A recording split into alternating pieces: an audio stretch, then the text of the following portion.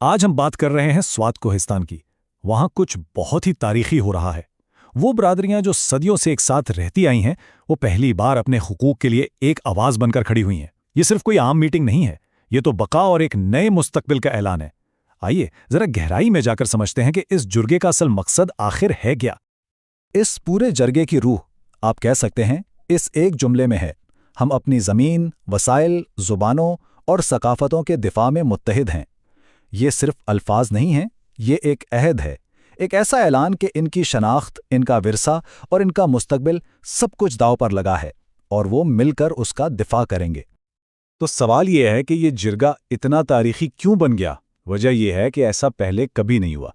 تاریخ میں پہلی بار علاقے کی تمام بڑی برادریاں اپنے سارے اختلافات بھلا کر ایک مشترکہ مسئلے کے خلاف اکٹھی ہوئی ہیں، اور وہ مسئلہ کیا ہے؟ دہائیوں سے چلی آ رہی محرومی اور استحصال۔ اس اتحاد کی طاقت اس کے تنوع میں تھی۔ ذرا دیکھیں تو کالام میں کون کون جمع تھا۔ تروالی، گاوری، گجری، اوشوج، کھوار اور پشتو بولنے والے، سب ایک جگہ۔ یہ وہ برادریاں ہیں جن کی اپنی منفرد زبانیں ہیں، اپنی ثقافتیں ہیں، لیکن اس دن ان سب کا مقصد ایک ہی تھا: اپنے مشترکہ گھر کا دفاع کرنا۔ تو آخر وہ کون سی چیز تھی جس نے ان سب کو اکٹھا کر دیا؟ ایک مشترکہ درد۔ دہائیوں سے انہیں نظر انداز کیا جاتا رہا، ان کے وسائل کا بے دریغ استحصال ہوا اور انہیں ترقی کی دوڑ سے باہر رکھا گیا، لیکن اب وہ مزید خاموش رہنے کو تیار نہیں تھے۔ اس مسئلے کی جڑ کو سمجھنے کے لیے سوات کوہستان کی ایک بڑی عجیب سی حقیقت کو دیکھنا پڑے گی۔ یہ ایک ایسی سرزمین ہے جو قدرتی خزانوں سے تو مالا مال ہے، لیکن وہاں رہنے والے لوگ بنیادی سہولتوں تک سے محروم ہیں۔ ذرا اس فرق کو دیکھیں۔ ایک طرف قدرت نے اس علاقے کو جنگلات، پانی، معدنیات سب کچھ دیا ہے، اور دوسری طرف وہاں کے لوگوں کی حقیقت کیا ہے؟ ٹوٹی پھوٹی سڑکیں، نہ ہونے کے برابر ہسپتال اور گنتی کے چند سکول۔ مطلب ساری دولت باہر جا رہی ہے، جبکہ مقامی آبادی محرومی کی زندگی گزارنے پر مجبور ہے۔ اور یہ کوئی چھوٹا موٹا علاقہ نہیں ہے۔ حیران کن بات یہ ہے کہ سوات کوہستان پورے ضلع سوات کا تقریباً 60% حصہ بنتا ہے، یعنی ضلع کا آدھے سے زیادہ حصہ ترقی کی دوڑ میں بہت پیچھے چھوڑ دیا گیا ہے۔ یہ مسئلہ کسی ایک گاؤں کا نہیں، بلکہ ایک بہت بڑے خطے کا ہے۔ اچھا، تو اس گہری محرومی کے جواب میں کمیونٹی نے کیا کیا؟ انہوں نے صرف شکایتیں نہیں کی، بلکہ ایک واضح روڈ میپ پیش کیا۔ جرگے کا جو اعلامیہ ہے وہ محض مطالبات کی فہرست نہیں ہے، بلکہ ایک منصفانہ مستقبل کے لیے ایک ٹھوس منصوبہ ہے۔ ان کے مطالبات بالکل بنیادی ضرورتوں سے شروع ہوتے ہیں۔ وہ چاہتے ہیں کہ ضلعی ہیڈ کوارٹر ان کے قریب ہو، تاکہ چھوٹے چھوٹے کاموں کے لیے گھنٹوں کا سفر نہ کرنا پڑے۔ وہ جدید ہسپتال مانگ رہے ہیں، تاکہ بیماری کی صورت میں انہیں لاچار نہ ہونا پڑے۔ اور وہ بحرین کالام سڑک کی بحالی چاہتے ہیں، جو صرف ایک سڑک نہیں بلکہ اس علاقے کی لائف لائن ہے۔ اور ان کا ویژن صرف سڑکوں اور عمارتوں تک محدود نہیں ہے۔ وہ اپنی آنے والی نسلوں کا مستقبل بھی محفوظ بنانا چاہتے ہیں۔ اس کے لیے وہ یونیورسٹی کیمپس، ہر علاقے میں ہائی اسکول اور خاص طور پر لڑکیوں کی تعلیم کا مطالبہ کر رہے ہیں۔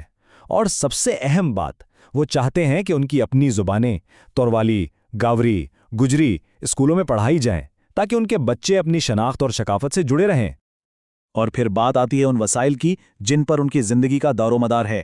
وہ جنگلات پر اپنا حق واپس مانگ رہے ہیں، کیونکہ وہ صدیوں سے ان کے محافظ رہے ہیں۔ وہ ایسے قوانین کو بدلنا چاہتے ہیں جو دریاؤں کو تو بچاتے ہیں، لیکن مقامی لوگوں کے حقوق کو کچل دیتے ہیں۔ وہ چاہتے ہیں کہ سیاحت سے جو ترقی ہو، اس میں انہیں بھی حصہ دار بنایا جائے، نہ کہ انہیں اپنی ہی زمینوں سے بے دخل کر دیا جائے۔ وسائل کی اس جنگ میں جو سب سے بڑا میدان ہے، وہ ہے پن بجلی کے منصوبوں کا۔ یہ وہ مسئلہ ہے جو اس کمیونٹی کے عزم اور ان کے اتحاد کی سب سے بڑی آزمائش بن گیا ہے۔ یہاں ان کا اصول بالکل صاف اور سیدھا ہے: ہماری زمین، ہمارا پانی، تو ہماری مرضی۔ وہ کہتے ہیں کہ کوئی بھی منصوبہ ان کی رضامندی کے بغیر شروع نہیں ہو سکتا، اور اگر کوئی منصوبہ بنتا بھی ہے تو اس سے ہونے والی آمدنی میں مقامی کمیونٹی کا برابر کا حصہ ہونا چاہیے۔ وہ ترقی کے خلاف نہیں ہیں، وہ ایسی ترقی کے خلاف ہیں جس کی قیمت وہ چکائیں اور فائدہ کوئی اور اٹھائے۔ اور یہ صرف کھوکھلی دھمکیاں نہیں ہیں، ان کے عزم کا سب سے بڑا ثبوت ہے مدین ہائیڈرو پاور پروجیکٹ کے خلاف تروالی برادری کی مزاحمت۔ پورے 14 مہینوں تک انہوں نے پرامن طریقے سے اپنے حق کے لیے جدوجہد کی۔ یہ اس بات کی یاد دہانی ہے کہ یہ لوگ اپنے حق کے لیے لڑنا بہت اچھی طرح جانتے ہیں۔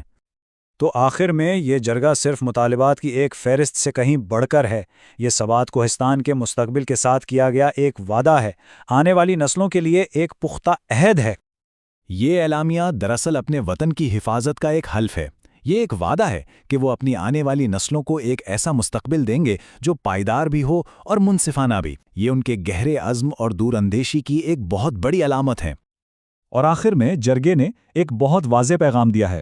وہ کہتے ہیں، اگر ہماری آوازوں کو نظر انداز کیا گیا تو ہم اپنی بقا اور انصاف کے لیے اپنی اجتماعی تحریک کو آئینی اور جمہوری طریقوں سے مزید تیز کرنے پر مجبور ہوں گے۔ یہ ایک طرح کی وارننگ ہے کہ ان کا صبر لامحدود نہیں اور وہ اپنے حقوق کے لیے ہر پرامن راستہ اختیار کرنے کو تیار ہیں۔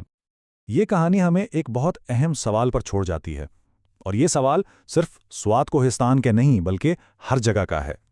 کسی بھی کمیونٹی کی آواز کو نظر انداز کرنے کی اصل قیمت کیا ہوتی ہے؟ اس کا جواب ہی تاریخ اور مستقبل دونوں کا تعین کرتا ہے۔